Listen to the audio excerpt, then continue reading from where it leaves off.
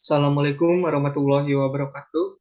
Salam Om Swastiastu, Namo Buddhaya, salam kebajikan bagi kita semua. Sebelumnya kami ucapkan terima kasih kepada dosen pengampu mata kuliah Blockchain and Cloud Computing, Ibu Niluh Bella Windu Febrianti Dwi Jaksara, STP MSCMT, yang sudah memberikan kesempatan kepada kelompok 9 untuk presentasi. Dan juga kami ucapkan terima kasih kepada teman-teman semua yang sudah meluangkan waktunya untuk mendengarkan presentasi kami. Perkenalkan, kami dari kelompok 9 yang beranggotakan Adam Fahla, Efran Firdaus, dan Fatan Altafi yang akan mempresentasikan mengenai pemanfaatan cloud computing untuk ekonomi digital di era globalisasi.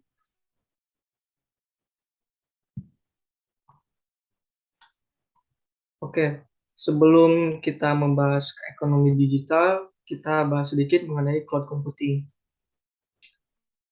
Cloud computing merupakan sebuah mekanisme di mana sekumpulan teknologi informasi resource yang saling terhubung dan nyaris tanpa batas, baik itu infrastruktur maupun aplikasi dimiliki dan dikelola sepenuhnya oleh pihak ketiga, sehingga memungkinkan customer untuk menggunakan resource tersebut secara on demand melalui network, baik yang sifatnya jaringan privat maupun publik.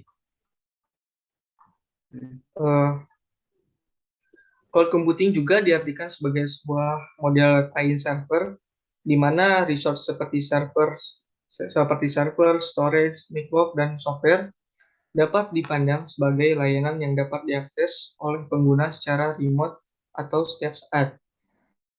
Pengguna layanan cloud computing dapat mengakses file secara real-time melalui internet tanpa perlu menginstalasi komputer lokal.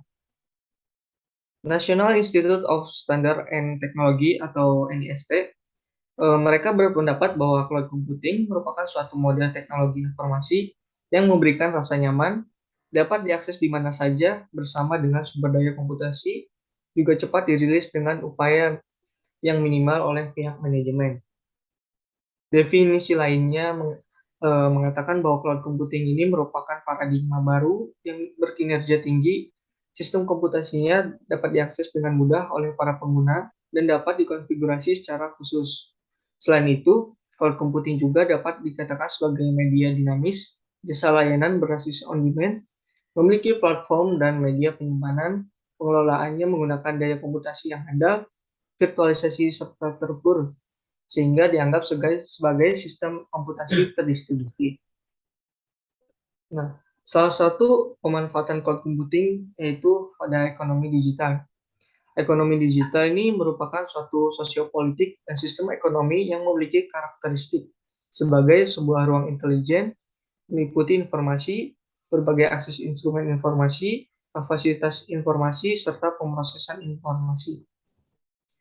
Menurut HubSpot, komponen ekonomi digital yang bisa diidentifikasi pertama kali yaitu industri TIK, aktivitas e-commerce, serta distribusi digital barang dan jasa. Oke, materi berikutnya akan disampaikan oleh rekan saya, Efran. Silakan. Oke, baik. Terima kasih Kang Adam Fahla yang sebagai moderator dan telah menjelaskan pengertian tentang cloud computing dan pembukaan mengenai ekonomi digital. Nah, kita masuk kepada dampak cloud computing di bidang ekonomi. Pada perkembangan ekonomi digital sebagai sebuah salah satu revolusi industri, membawa dampak yang cukup signifikan bagi semua aspek industri di dunia. Serta perubahan-perubahan tersebut antara lain sebagai berikut. Yang pertama itu, dampak luas sebagai akibat digitalisasi yang merupakan revolusi industri keempat ialah mengubah beberapa pola pekerja. Contoh, untuk sebagai pelaku jual beli diharuskan untuk mempunyai toko yang strategis dan membayar sewa toko tersebut. Sedangkan akibatnya adanya ekonomi digital ini, seorang yang ingin menjual barang dapat memanfaatkan kecanggihan teknologi dan internet dengan membuka tokonya di berbagai aplikasi e-commerce dengan lebih fleksibel, tidak membutuhkan tempat untuk berjualan dan membayar sewa tempat. Nah, yang kedua itu ekonomi digital. pada sektor perbankan atau finansial pada era digital saat ini untuk memenuhi kebutuhan masyarakat, utamanya dalam hal finansial. Semakin banyaknya inovasi finansial teknologi atau fintech dalam menunjang ekonomi digital. Nah, yang ketiga itu adalah ekonomi digital itu mendorong terciptanya suatu market digital atau e-commerce yang bertujuan untuk memberikan sebuah wadah bagi pengusaha kecil atau sektor UMKM atau usaha kecil menengah yang membutuhkan wadah dalam menjual produk yang mereka jual. Nah, yang terakhir ataupun yang keempat itu menumbuhnya perusahaan baru dalam era ekonomi digital ini. Banyaknya startup berbasis teknologi itu bermunculan ya. Akibatnya mimpi negara ini untuk memiliki banyak pengusaha dan terciptanya lapangan kerja yang luas dapat terrealisasi dengan baik dan dapat menyerap banyak tenaga kerja lokal. Nah, mungkin bisa next slide.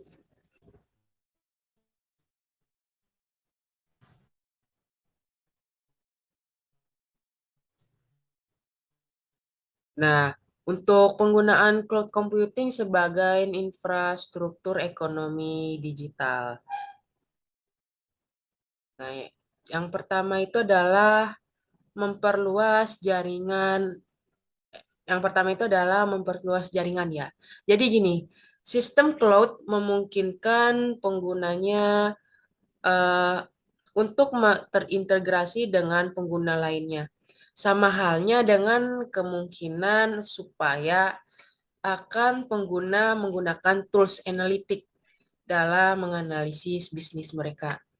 Nah, yang kedua itu pasar yang lebih luas dengan pemanfaatan dari infrastruktur dari cloud computing memungkinkan pelaku bisnis akan memanfaatkan pada konsumsi masyarakat yang berubah menjadi digital dan menjual produknya itu lebih luas lagi kepada halayak publik. Nah, yang ketiga itu adalah real time atau update. Nah, seperti namanya ya, real time itu waktu nyata dan update. Jadi secara real time itu akan update ya.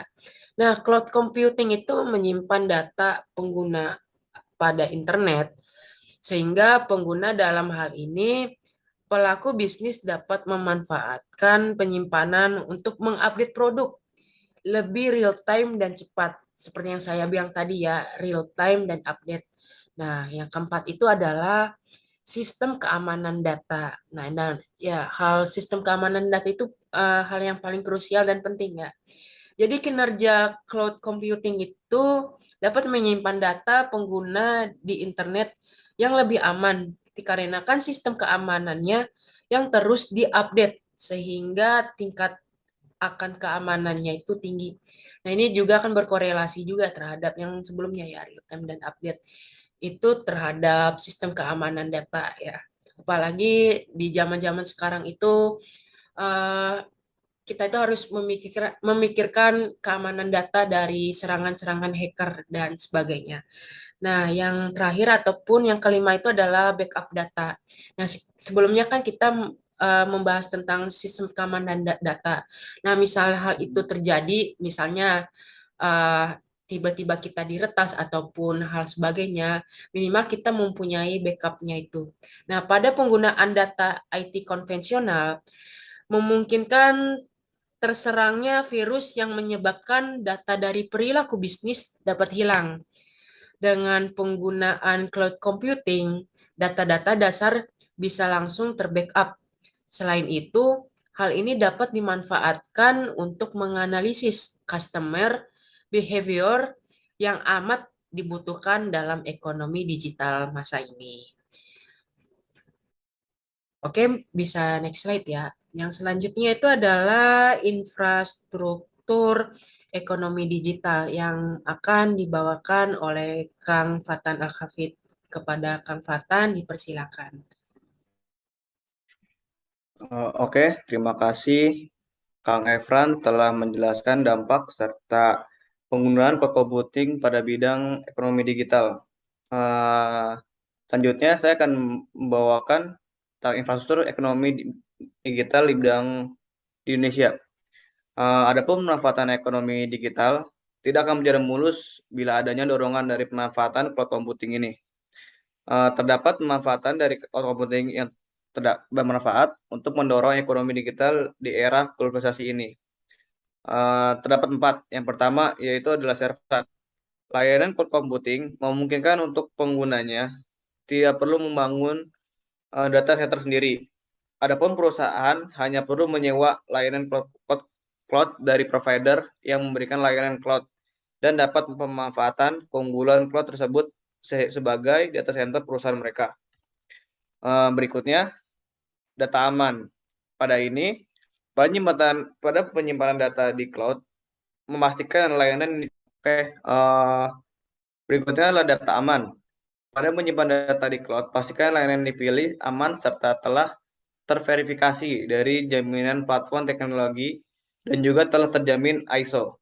Berikutnya adalah jangkauan serta fleksibilitas yang luas.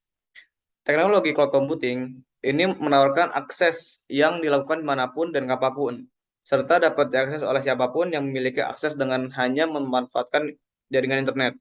Dengan ini, pengguna cloud computing tidak perlu membeli memori fisik karena dapat menyimpan virtual melalui cloud computing. Yang terakhir, investasi jangka panjang. Sebagaimana mestinya pada teknologi baru, cloud computing ini akan meminimalisir pembeli seperti hard disk sebagai penyimpan data besar di perusahaan. Dengan melakukan investasi cloud computing, perusahaan dapat membuat data center yang terpusat yang memungkinkan perusahaan tersebut berkembang lebih dari satu lokasi.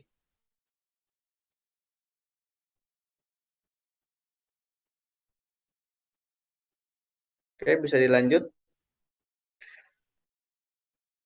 Dan kesimpulan dari cloud computing di bidang ekonomi digital. Cloud computing bukanlah suatu teknologi yang baru, melainkan kombinasi dari komputasi grid, sistem terdistribusi, tetapi ditambah dengan beberapa ide baru, sehingga menghasilkan cara pengoperasian yang tingkat kerja serta layanan kepada penggunanya. Ekonomi digital, jika disederhanakan, adalah sektor ekonomi yang meliputi barang-barang dan jasa-jasa saat pengembangan, produksi, penjualan, atau pensuplai tergantung pada teknologi digital. Pada bidang ekonomi digital ini, cloud computing memiliki beberapa dampak seperti seorang ingin menjual barang dapat memanfaatkan kecanggihan teknologi dan internet dengan membuka tokonya di berbagai aplikasi seperti e-commerce. Semakin banyak inovasi, finansial teknologi atau fintech mendorong terciptanya e-commerce yang memberikan wadah bagi perusahaan kecil atau sektor UMKM. Dan banyak startup yang berbasis teknologi bermunculan sehingga terciptanya layanan kerja yang luas. Selain itu, cloud computing pada bidang teknologi ekonomi digital ini khususnya di Indonesia memiliki beberapa manfaat. Di antaranya, yang pertama adalah server terpusat, kedua data aman, ketiga jangkauan serta fleksibilitas yang luas, dan terakhir memiliki investasi jangka panjang. Faktor yang mendorong cloud computing pada bidang ekonomi digital ini yaitu karena dapat memperluas jaringan, pasaran lebih luas, real time dan update, lalu memiliki sistem keamanan data yang kuat, serta memiliki backup data yang bagus. Bisa dilanjut? Oke. Selanjutnya untuk daftar pustaka ini akan saya kembalikan kepada Kang Adam Pahala. Terima kasih. Berikut merupakan beberapa referensi ya yang kelompok kami gunakan dalam menyusun materi ini. Kami ucapkan terima kasih kepada teman-teman yang sudah menyimak dan mendengarkan, dengan harapan teman-teman semua bisa memahami dengan baik dan bisa bermanfaat untuk kedepannya. Karena dirasa presentasinya sudah cukup, saya tutup. Assalamualaikum warahmatullahi wabarakatuh.